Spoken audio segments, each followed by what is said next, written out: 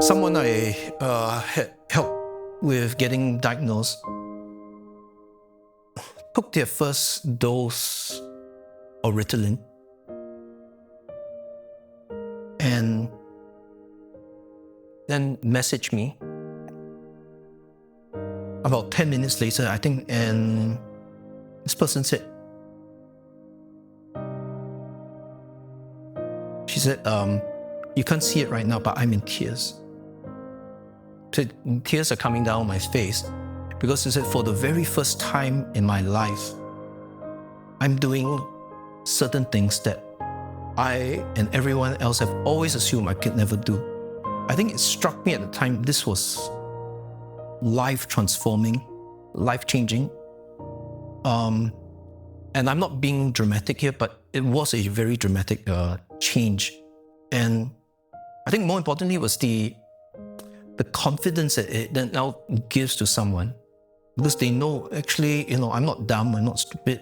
I'm Jesse Sung, and I'm 57 this year, and I'm currently pastoring a church, starting a new church. So something I've been, I think, very used to doing most of my life. Been with startup companies, software companies, and businesses. So a lot of initiating, new projects, new things, and it's kind of one of the things I do a lot of. So it was a bit of an adventure, just going through all that. But looking back, I think it dovetails, fits very nicely with being an ADHD.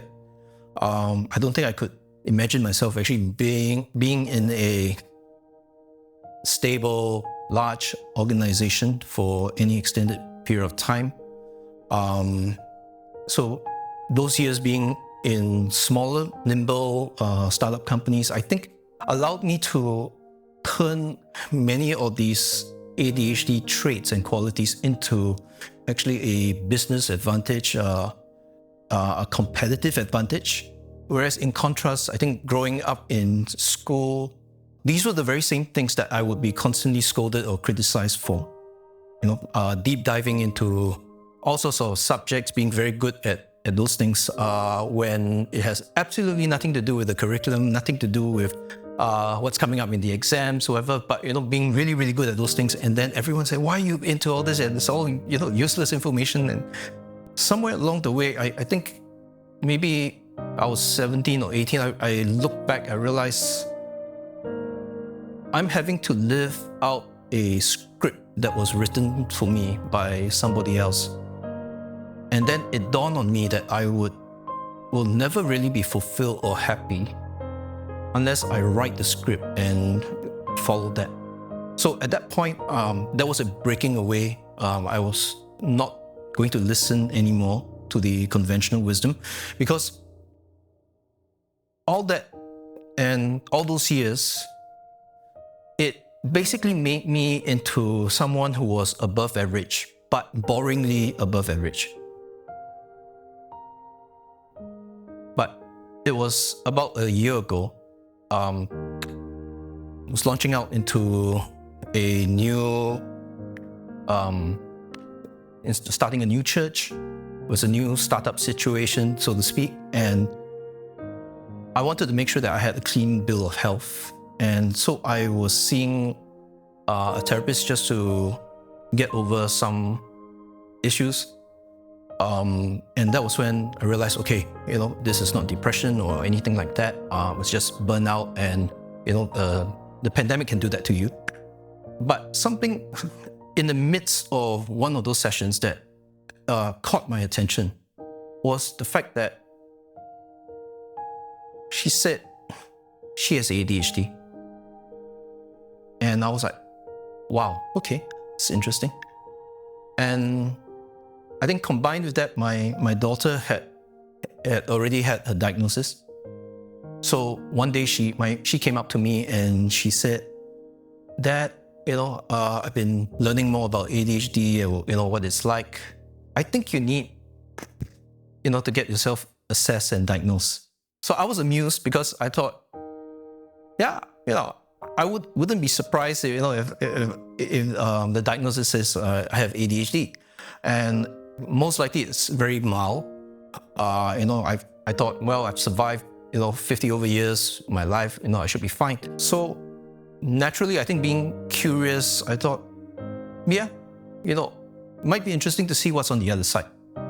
And so I went ahead. And of course, it wasn't just, because, maybe it's fun to get a diagnosis.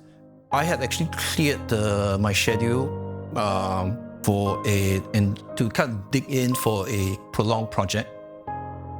And only to discover that the longer the runway I have, the longer it took to actually get anything done. And because all my life, I've always been the one who would nail this thing on the 11th hour. The higher the pressure, the tighter the deadline, the more calm I am, the more lucid my thoughts are.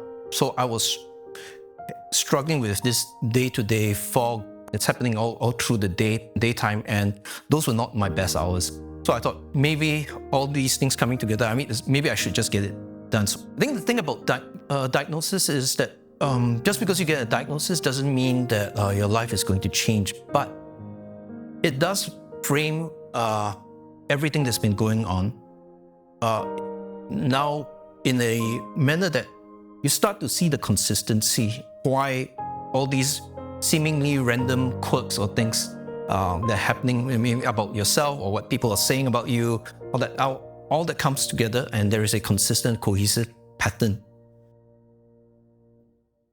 I think community is very important, because until you discover that you have ADHD and you actually connect to a community, you're probably going through most of your life asking the question, why am I the only person in this universe who is broken or messed up in this way? It's not just about a community, I think, of people like ourselves, having ADHD, but people who actually accept us for who we are.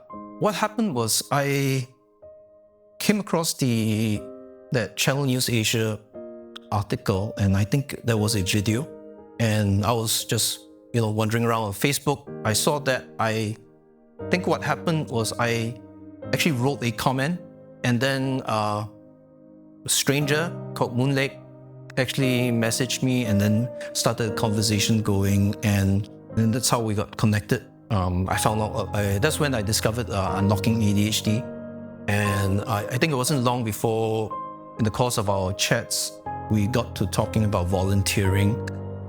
I think the very major thing looking back was the thought that if only someone had either taken me aside or my parents to talk about ADHD, my life would be very different today.